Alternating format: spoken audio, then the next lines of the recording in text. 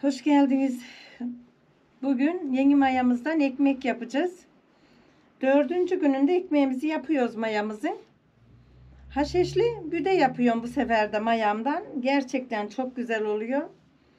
Lütfen canlarım, videomu beğenir paylaşırsanız çok sevinirim. Abone olmadıysanız lütfen abone olun. Yani maya gerçekten kendi yaptığın mayayla ekmeği etmek bir başka güzel oluyor. Denerseniz çok sevinirim. Hadi haşhaşlı büde yapalım. Taze mayadan.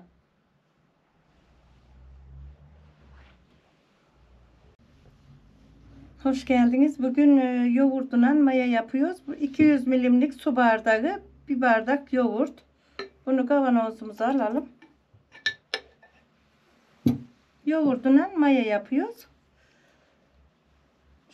Burada da ılık suyumuz var biraz. Bir bardak. Hemen az bir şey şöyle koyalım bakın.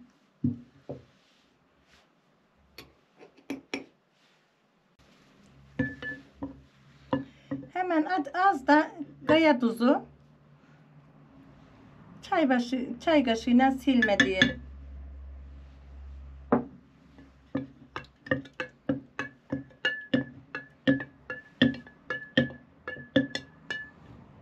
Bir bardak da unumuzu dökmeden atalım bakalım içine.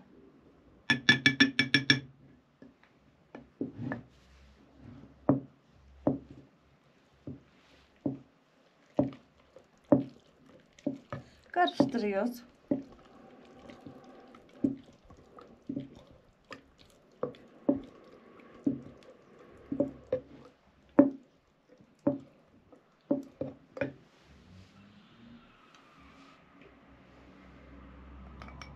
İki yemek kaşığı un, biraz daha 2 yemek kaşığı daha atıyor. Biraz cıvık gördüm.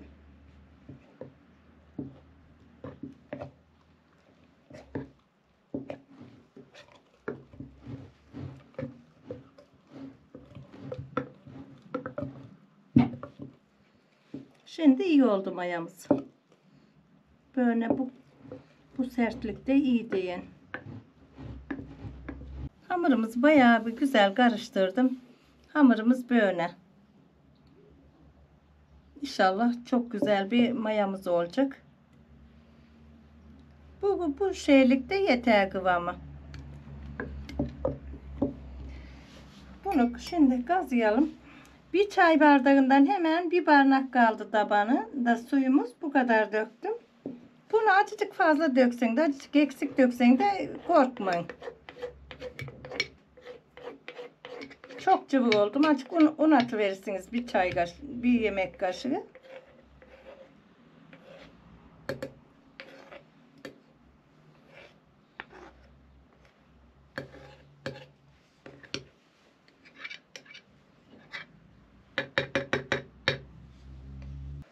Şişemizin ağzını böyle bir temiz bezle örtüp üzerinde böyle lastiğiyle geçirip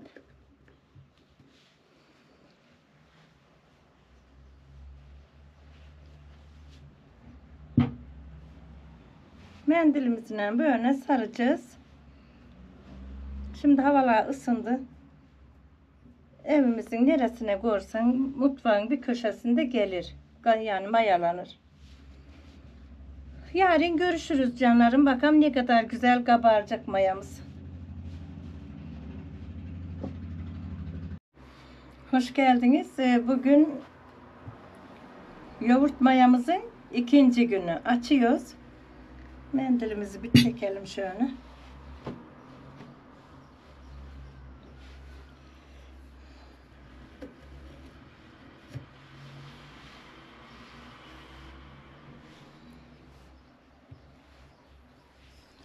Mayamıza bakalım, şöyle bakalım.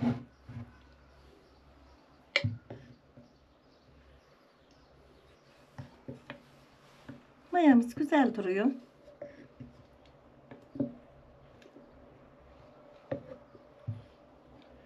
Mayamızı dün yapmıştık. Bugün de besleyeceğiz. Burada bir çay bardağı ılık suyum var. Hepsini dökeyim ben bunu.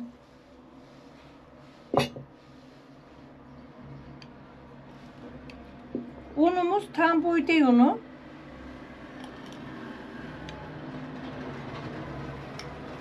Bu bizim dediğimiz kara değirmen şeyinde, değirmende övünür. Kepeği de içinde oluyor. Bunu şöyle döktüreyim bakın. Bir su bardağı da unumuzu döktük. Hemen az kaldı içinde.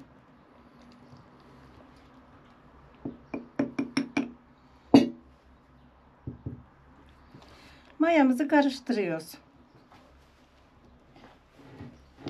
Yoğurt mayası çok güzel oluyor. Yaptım ben daha önce ekmeğini de ettim. Hiç maya aramın, hemen bir bardak yoğurduna biraz unla evinizde yapın. Bugün de mayamızı bir çay bardağı ılık suyla bir su bardağı tam buğday unuyla besliyoruz.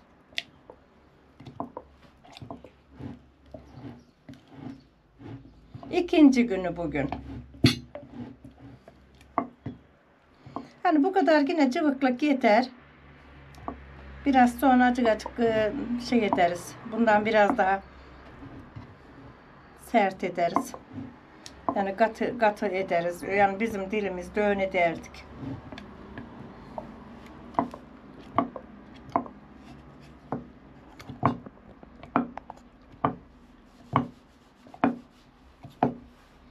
Canlarım o kadar kolay ki, çok kolay, çok da güzel. Hiç eliniz aklınıza geldikçe yani karıştırın, koyun evinizin köşesine, mutfağına.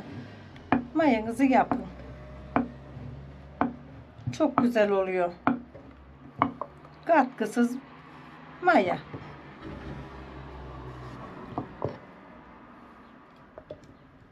İnşallah ekmeğini de yapacağız. Hep birlikte göreceğiz. İyi oldu bu.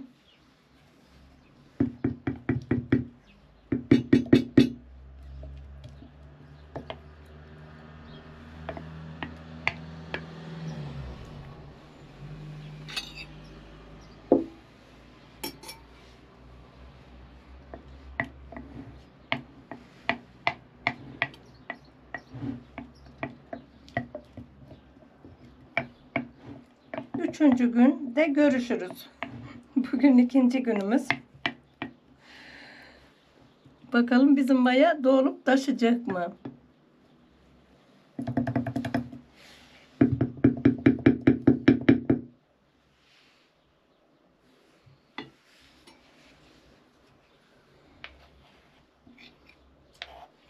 Kaşığımı da sıyırıverin, önce koymayın.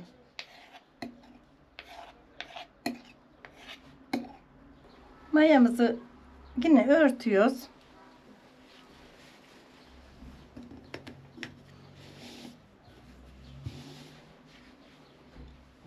Şöyle bir saralım mayamızı.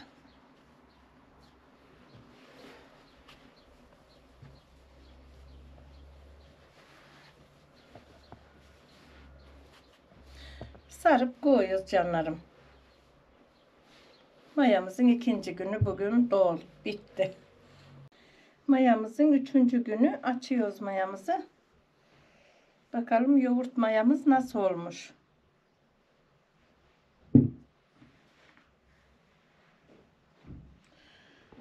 Şöyle açalım. Yoğurt mayamız gayet güzel. Kabarmış, mendilimize cek gelmiş.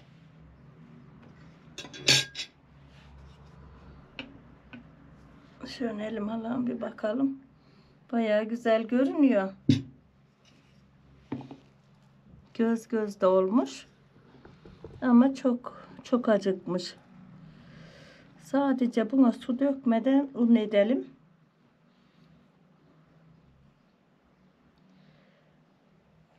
Bir kaşık. 2 yemek kaşığı. Bir daha da.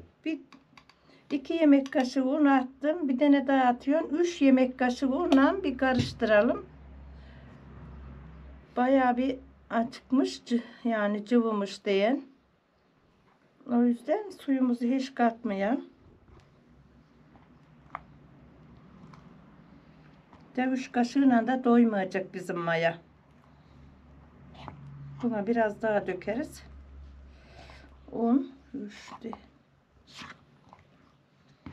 Çok güzel kabarmış. Maya gibi kokmaya başlamış 3. gününde. 3 kaşık attık un. 4 oluyor. Bir tane daha atın. 5. 5 kaşık yeterli. Şimdi böyle güzel güzel karıştırın.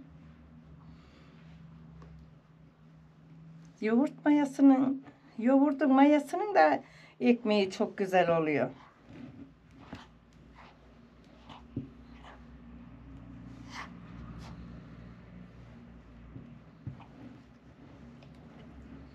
Bu mayayı yapmasını çok seviyorum.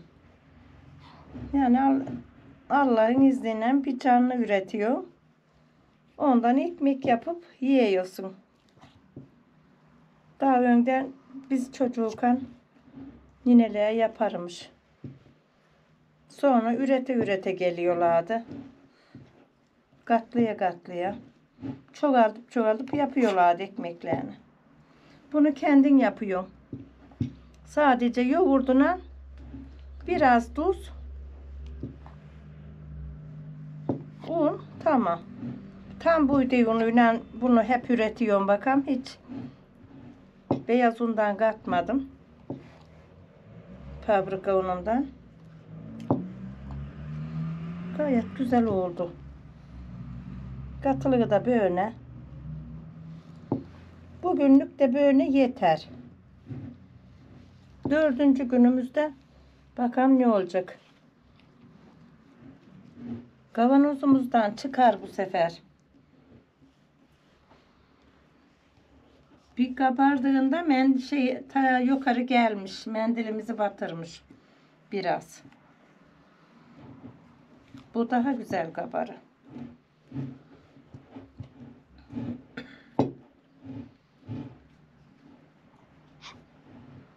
24 saate besliyoruz mayamızı. Bakalım. Buna ara ara bakıvereceğim taşmasın diyerek. Onu da sizinle paylaşırım. Mayamızı besledik. Çok da güzel oldu. Şimdi örtüyoruz. Takip edeceğiz. Acıktığında besleyeceğiz.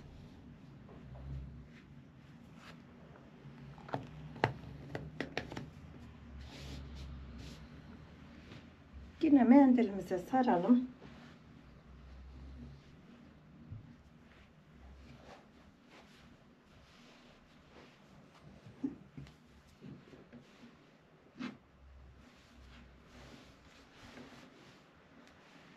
Mayamızın acıktığında görüşürüz. Mayamızı açıyoruz. 3. gününde biz bunu beslediydik. Dedim ya çok güzel olmuşmuş. Şöyle de sıyıttıralım.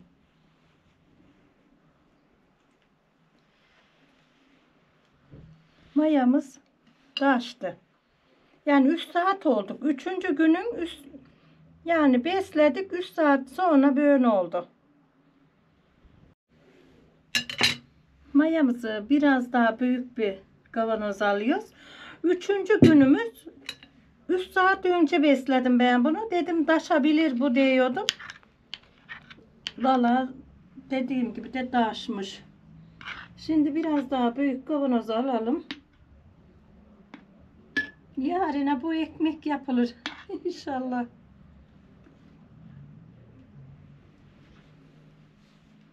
Bunu şimdi bir tane daha besleyiveriz.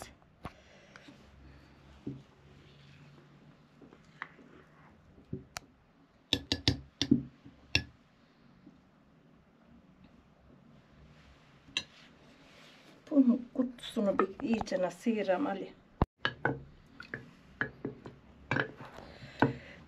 Bir çay bardağı ılık su döktüm bu kavanoza. Böyle karıştıra karıştıra hamurlarını alabildiğimi aldım. Şimdi bu mayamızın üzerine döküyoruz. Bunu şuraya koyalım.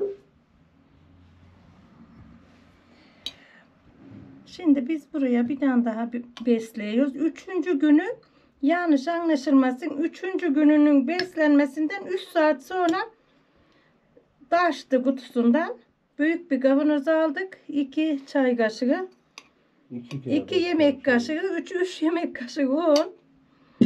1 çay bardağı su. Şurada biraz da tuzum var. Az da tuz atalım. Çay kaşığıyla. Bu üçüncü gün ikinci bekleme. Evet. Üçüncü gününde 2 oldu biz bunu beslediğimiz. Bir besledik 3 saat sonra taşıncık kavanozunu değiştirdik.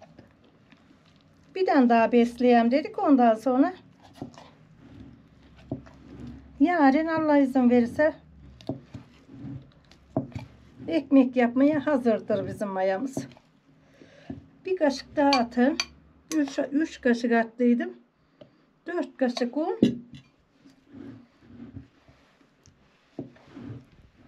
Hiç korkma, o kadar kolay ki maya yapması. Bismillah deyin başlayın. Allah rast getirsin.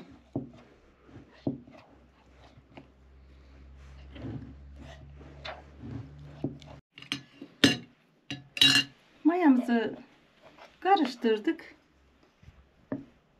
Tam kavanozun yarısını acık. Şöyle barnaklarımla ölçtüm. 4 barnağı maya, 4 barnağı da boşluk. Besledik. Bakalım kaç saat sonra kabaracak. Şunu örtelim yine.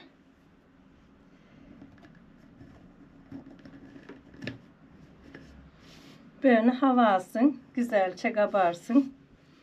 İnan çok güzel oldu. Çok sevdim ben bu mayayı. Örtelim yine mendilimizle. 1-2 gün yağıştan dolayı serin idi. 3. gününde çok güzel oldu. Ama siz pes etmeyin. 3. gününde sizinki misal şey etmeyebilir. 4. günü, 5. günü, 6. günü necik yine çok güzel gelir. Hemen 3 günde olmadı diye bırakıvermeyin. Ağır ağır beslemeye devam edin canlarım. Mayamız şişemizin ağzınacık çıktı. Şimdi aynı günde 3. günde biz bunu bir besledik. 3 saat sonra şişemiz küçük geldi. Büyük şişeye aktardık. Bunu da besledik. İnanın yani 4 bardak aşağısındaydı. Yarı yarıyaydı. 3 saatte böyle kabardı. Şunun güzelliğine bakın bir. Pek güzel oldu. Şimdi ben bunu karıştıran yavaş yavaş bir yenecek mi bakalım. Harika oldu. Yarın ekmeğimizi yapacağız inşallah. Şunun güzelliğine bak. Kabardığı için karıştırınca yener. Şimdi ben buna birkaç kaşık daha un atın. Şöyle 1-2 kaşık.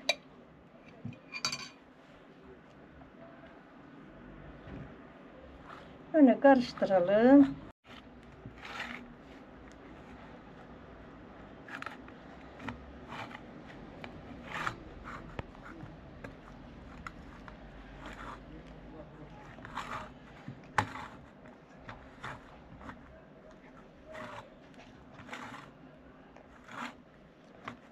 Bugün bayağı güzel. Yani 3 saat deyince hamur mayalanıyor.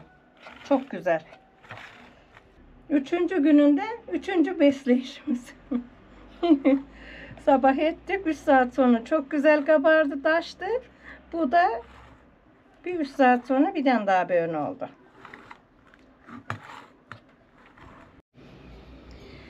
Mayamızı besledik. Şimdi görüyorsunuz bak yine kavanozun taneresinde. Ben bunu takip edip duracağım. Ne edecek, kabaracak, ne edecek? Kaç saatte kabaracak. Yarın ekmeğe hazır mayamız. Şimdi yine örtüyorum ben.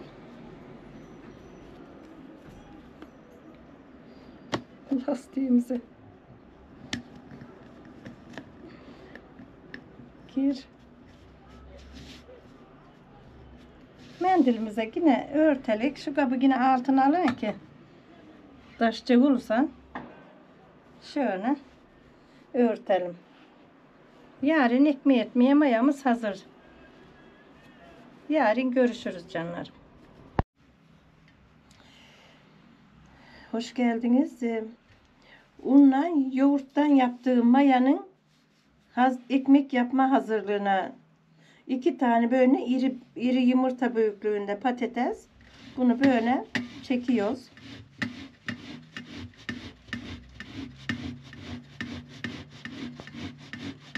Ben bütün ekmeklerime patates katarım. Patates haşlanmış patates. Bunları suda kaynatıyorum. Pişince kabuklarını soyarak böyle çekiyor.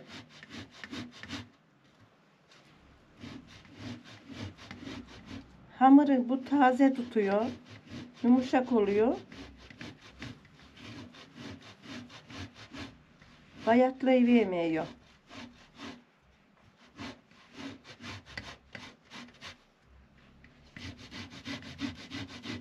Patatesi sürttü mü hamurumuzu yoğuracağız.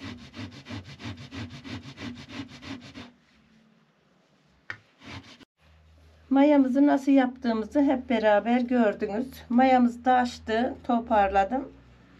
Kavanozumuzda duruyor. Şimdi ekmek yapmaya hazır mayamız.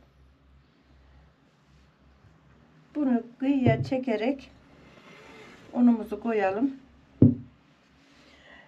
Burada su bardağıyla 200 milimlik 6 bardak un var.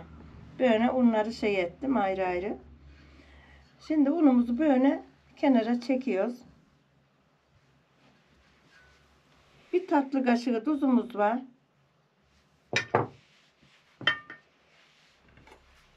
Mayamızı şöyle dökelim. 1 kilo. Mayayı mı? Evet.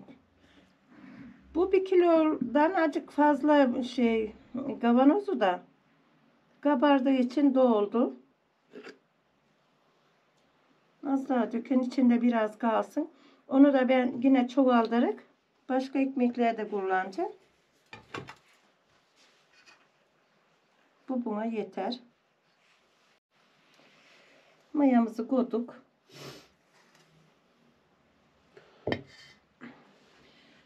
Bismillahirrahmanirrahim. Allah'ım sen de etketi kurban olduğum. Taze mayamızla güzel bir ekmek yapalım. Şimdi burada 3 su bardağı ılık suyumuz var. Hafif ılık. Böyle açık açık veriyoruz ki mayamız biraz şey oldu diyen, acıktı diyen yani. Ben ona cıvık diyorum. O yüzden biraz suyumuzu vererek hamurumuzu yoğuruyoruz. İnşallah güzel bir ekmeğimiz olacak.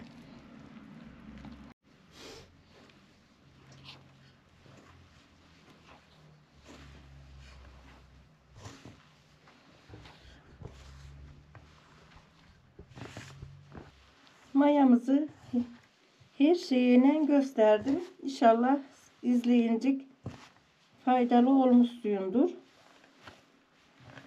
Yorumlarda yazarsanız çok sevinirim. Hiç korkmayın, yani zoru yok.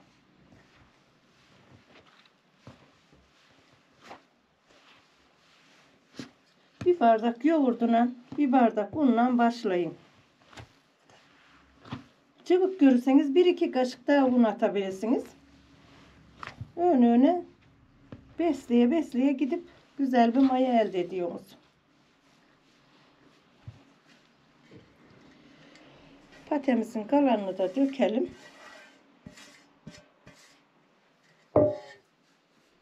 Biraz da su verelim.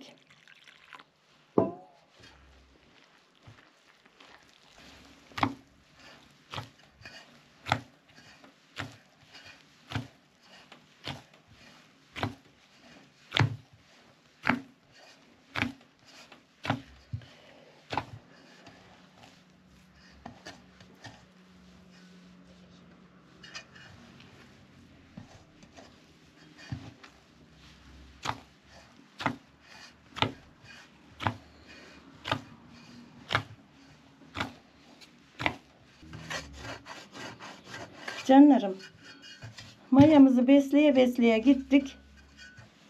3. günü besledik, son günü. 4. günde ekmeğimizi yapıyoruz. Ama seninki atıyorsun 3. gün olmayabilir de 4. 5. gün olabilir. Yani serinliğe göre, sıcaklığa göre değişir, korkmayın.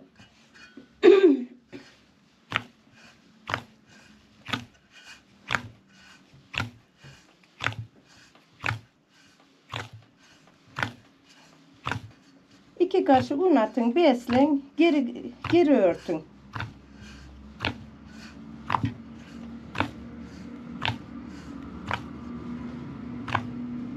Çok güzel maya elde edeceğiniz inanıyorum. Çok güzel de ekmekleriniz olacak. Yapın. Hep beraber benimkini yapıp göreceğiz.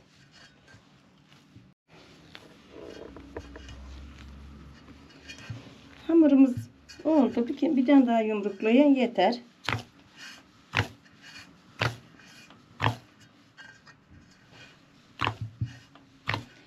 Hamurumuzun cıvıklığını kendiniz kararlayabilirsiniz. Ekmek yapanlar anlar zaten. Biraz bunu katı koyarsanız iyi oluyor. Maya taze olduğu için koy veriyor.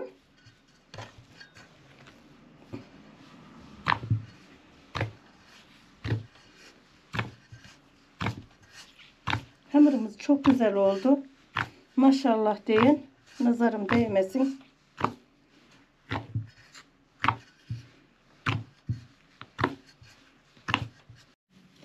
Hamurumuzu yoğurdum. Biraz böyle un üzerine ekerek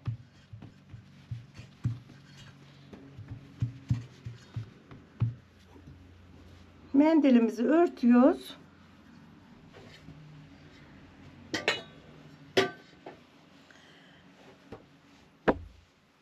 Mayalılığa sıcağı sevdiği için bunu güzelce örtüyorum. Mayalanınca görüşürüz canlarım. İnşallah güzelce mayalanacak. Hep beraber göreceğiz.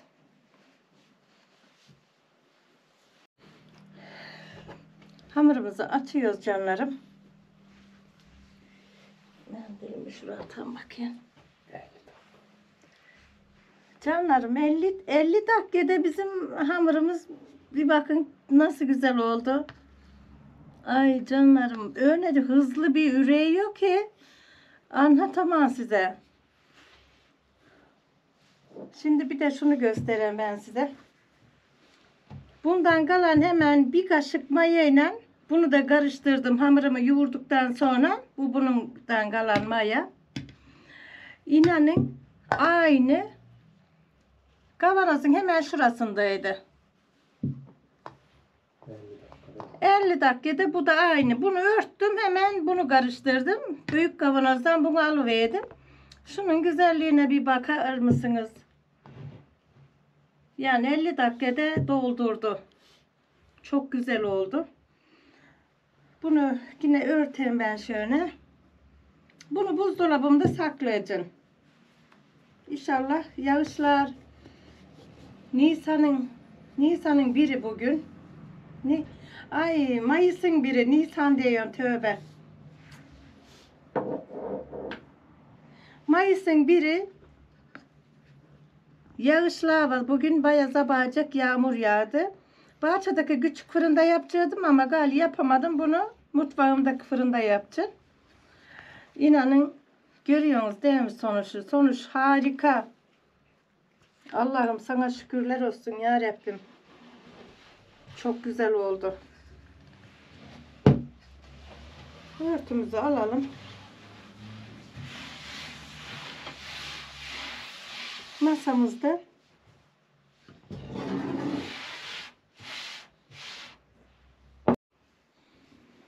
masamıza biraz un serpeliyorum. Hamurumu hep alacağım buraya.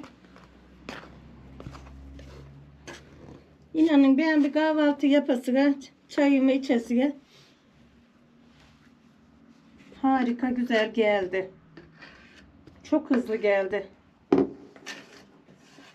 Yani geldi dediğimi kimse anlayamayabilir takipçilerimden. Mayalandı. 50 dakikada mayalandı. Gerçekten çok güzel. Şimdi bunu çinkomu bir kazıyım.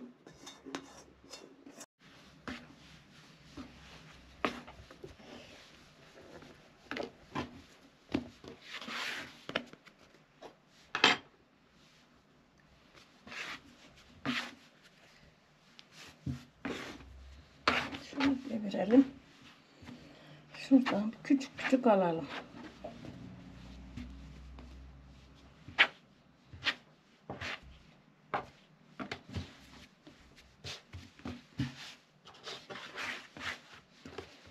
Yapışıverme gözünü sevdiğim.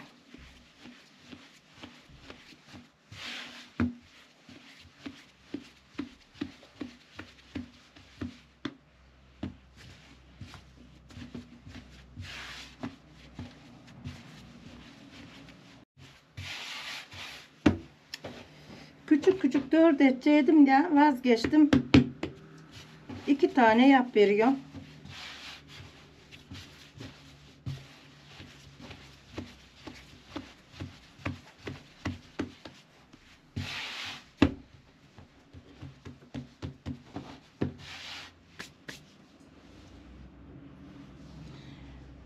Ben bu ekmeğimi haşhaşlı yapacağım. Ay döktürdüm.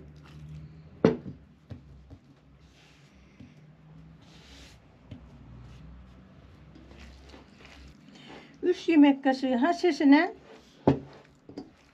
yarım çay bardağından hemen az eksik yağ döktüm buraya.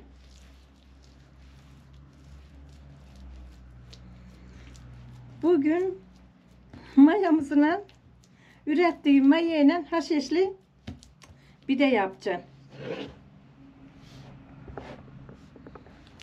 Şöyle yapalım. 100.000 kere maşallah çok güzel mayalandı. Taze mayamızdan haşhaşlı bir pide yapıyor.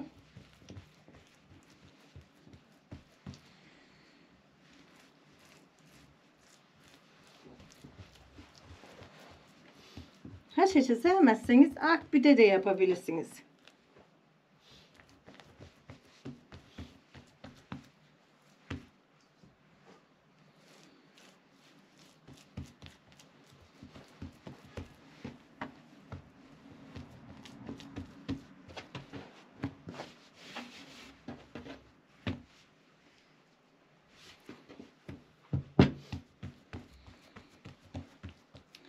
Böyle parmaklarımla inceltiyorum. Haşhaşımızı sürüyorum.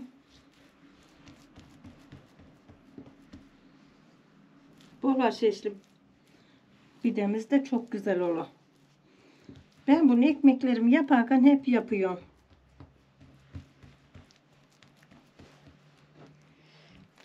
Böyle bir katını atıyoruz.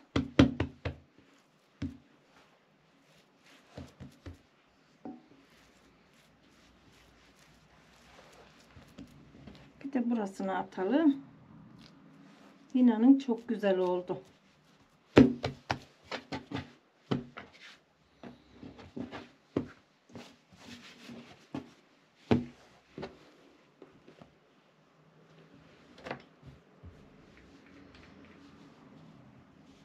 Biraz kabarasıya bu mendile koyun. Sonra kabardıktan sonra şeklini verelim. Tepsimize alacağız.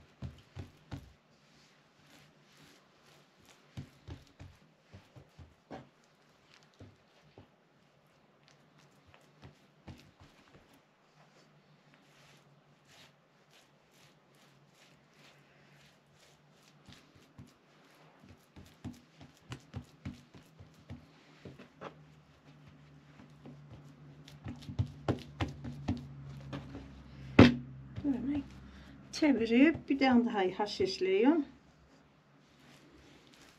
Bunun yanına çayı demle, otur başına.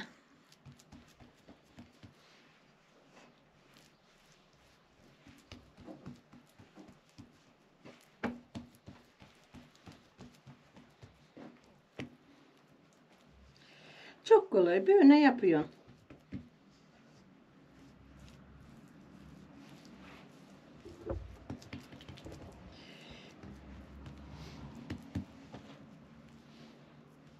Yoğurttan ürettiğim maya. İnşallah sırada başka mayalara. Ben bu mayamın değirmen unu dediğimiz, eskiden kara değirmen unu dediğimiz undan yaptım. Tam buğday unu. Şimdi ama şu değirmen un oluyor. Ekmeğe elediğim un. Sadece mayası şey. Tam buğday unu. Mayası gerçekten çok güzel geldi. Şimdi bunu da koyalım mendilimize.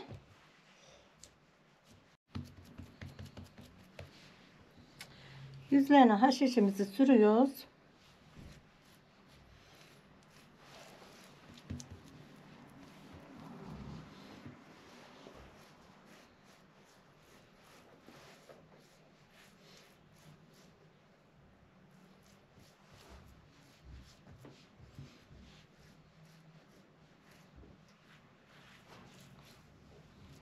Çok güzel oldu. Şimdi bunlar bu mendil mayası alacak. Valla herhalde 20 dakika falan yeterli. Çünkü hamuru 50 dakikada geldi. Ben bunu fazla şey etmedim. 20 dakikada burada mendil mayası aldım mı böyle yapacağız diye şekillerini verip tepsimize koyacağız.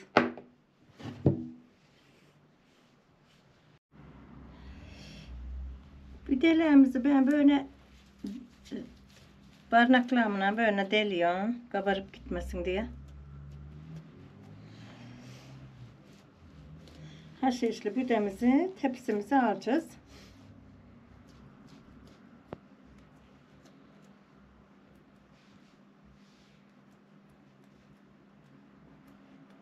...180 dereceyle...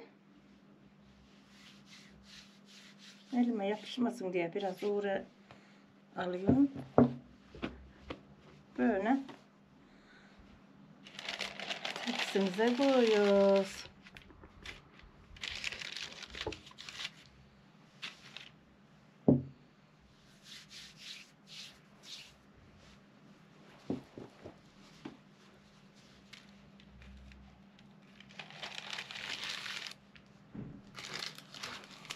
...180 dereceyle kaç dakikada pişecek onu söyleyeceğim. Gayet güzel oldu.